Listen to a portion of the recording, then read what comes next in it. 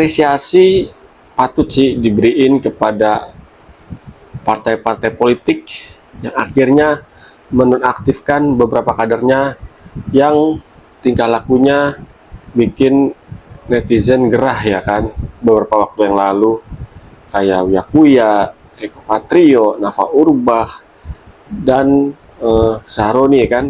Akhirnya mereka dinonaktifkan sama partai-partai ngasa. Eko dan Uya dinonaktifkan sama Partai Amanat Nasional atau PAN, sementara Sahroni dan Nafa Urbach dinonaktifkan sama partainya itu Nasdem, Nasional Demokrat ya kan. Nah ini menarik nih terkait hal ini. Pasti muncul perdebatan, kenapa baru sekarang, baru bereaksi, kenapa nggak dari kemarin ketika kehebohan itu muncul langsung diantisipasi dengan melakukan nonaktif. Ya, berasa sih yang tahu itu jawabannya ya pasti ketua partainya ya kan, sebagai yang punya wewenang untuk melakukan hal-hal tersebut. Itu yang pertama. Yang berikutnya, kalau perihal nonaktif ini nih ya, kita sebagai awam pengen bertanya, kira-kira kalau nonaktif ini statusnya berapa lama nih waktunya? Apakah nonaktif ini sama kayak dipecat atau gimana? Kalau beda, nah beda gimana kira-kira nih? Kalau dipecat kan kita tahu orang kalau udah dipecat ya udah, nanti udah nggak ngejabat lagi sebagai anggota DPR. Kalau nonaktif ini gimana nih? Apakah masih sebagai anggota DPR? Masih menerima fasilitas? Apakah masih bisa ikut sidang dan lain-lainnya? Kalau gue sih lebih lebih prefer kalau udah kayak gini mah, lebih cenderung yang gue tahu ya, mendingan dipaukan aja sekalian kan, pergantian antar waktu. Jadi diganti tuh sama kadernya yang lain, tinggal ikutin mekanismenya ya. Menurut gue sih itu lebih efektif ya. Kenapa? Biar menjadi pembelajaran dan mudah-mudahan bisa menjadi efek jerah bagi anggota-anggota DPR yang lainnya nih, biar bisa bertindak bertingkah laku, berstatement ya secara terukur ketika di depan kamera, di depan rakyatnya, baik secara langsung maupun secara tidak langsung. Gue harapannya begitu tuh, harapan gue ya. Meski nonaktif, kalau bisa dipau aja kan, di pergantian antar waktu. Nah menurut netizen gimana nih? Kita diskusi aja di sini ya kan. Dan gue sih dengan kejadian ataupun fenomena ini, gue jadi jadi punya usul. Memungkinkan nggak sih ya? Mungkin ini para pakar hukum tata negara yang ngerti, yang bisa jawab. Memungkinkan bisa ada celah, misalnya ini untuk lembaga DPR ini dibikin semacam kayak di kehakiman kan ada KY nih, di hakim ada MA, terus ada KY nih. Fungsinya KY ini adalah untuk mengawasi ataupun wasit lah ya, menyemprit hakim-hakim yang bertindak di luar melanggar etik ataupun di luar batas kewajaran nih. Jika ada pelanggaran dilakukan sama hakim, kayak bisa melakukan evaluasi terhadap hakim tersebut. Nah, kalau DPR kan ada, tapi dari internal nih, yang gue tahu ya, mau dikoreksi kalau kurang tepat. Soalnya dengan adanya MKD, Mahkamah Kehormatan Dewan, ini yang bisa mengkoreksi tingkah laku anggota dewan yang ada di dalamnya. Mungkin gue usul, kalau memungkinkan ya secara hukum ketatanegaraan, ini bikin untuk mengawasi kinerja anggota DPR, bikin lembaga kayak nih untuk pengawasan hakim. Mungkin di DPR mungkin ya namanya ya entah apa namanya itu ya kan, mungkin komisi parlemen ataupun komisi DPR ataupun komisi wakil rakyat misalnya gitu kan. Fungsinya sama tuh, untuk melakukan pengawasan terhadap kinerja anggota DPR, tapi isinya di sini nih orang-orang di luar dari anggota DPR, dan fungsinya dia punya wewenang ini untuk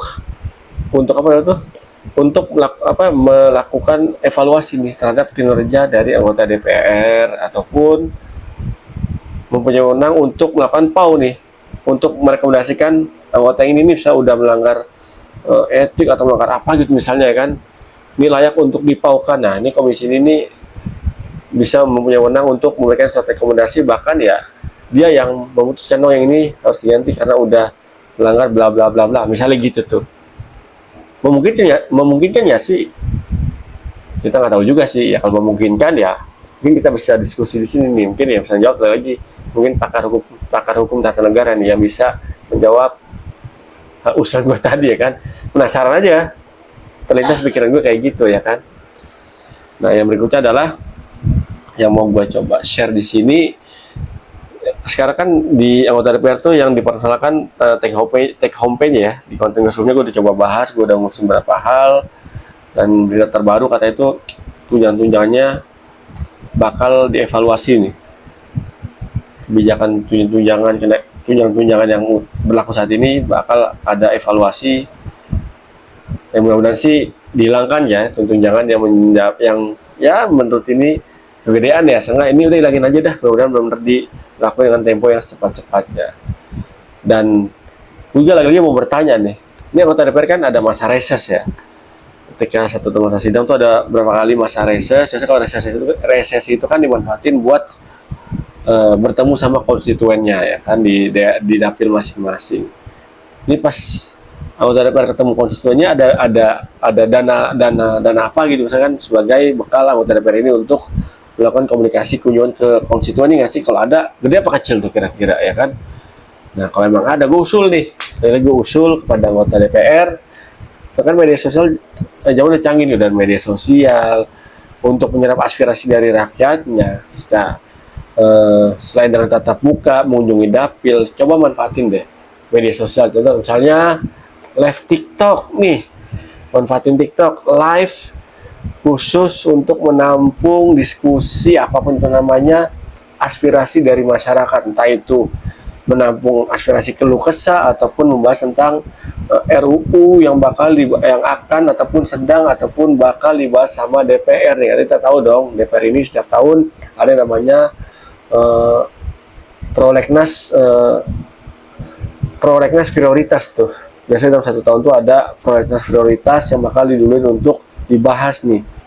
Nah, mungkin dengan cara-cara anggota DPR sering-sering live TikTok ya, mungkin dalam seminggu ya kalau mau sibuk banget ya sempetin lah 2-3 kali untuk melakukan live tuh lewat media sosial untuk bukan sekedar bertegur sapa, itu yang menampung aspirasi, terus juga sharing sama rakyatnya ya, bukan meskipun bukan konstituen di dapil ya, tapi kan ya sebagai anggota wakil rakyat kan ya anggap aja mewakili semuanya nih, nggak terbatas di dapilnya aja ya kan.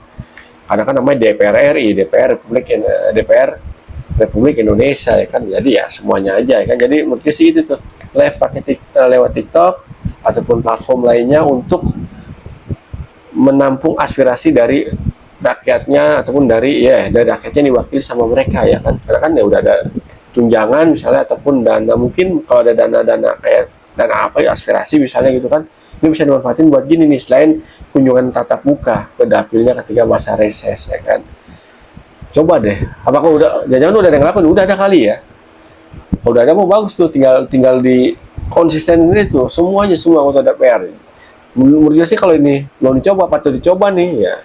Kali aja efektif kan, karena kan ya kalau media sosial nih bisa lakukan dimanapun, lagi di jalan kah live, ataupun lagi di kantor kah bisa live, ataupun lagi di rumah kah habis pulang kerja bisa live dalam menampung aspirasi, dan waktunya pun ya nggak perlu ribet-ribet, tinggal di-adjust saja nih sesuai dengan kapan luangnya waktunya anggota DPR nih untuk melakukan live tersebut. Dan gue yakin sih kalau anggota DPR banyak melakukan hal kayak gini nih ya, bisa jadi kalau kesah rakyat nih bisa tersampaikan dengan cepat nih ya kan. Saat live nanti didampingi sama berapa staffnya, kan ada staff sus ataupun staff biasanya ini mendampingi untuk melakukan dokumentasi nih, mencatat apa aja yang dimasukkan ataupun keluh kesah ataupun inputan dari rakyatnya nih yang disampaikan lewat live tadi itu, live TikTok ataupun live apapun itu namanya ya kan.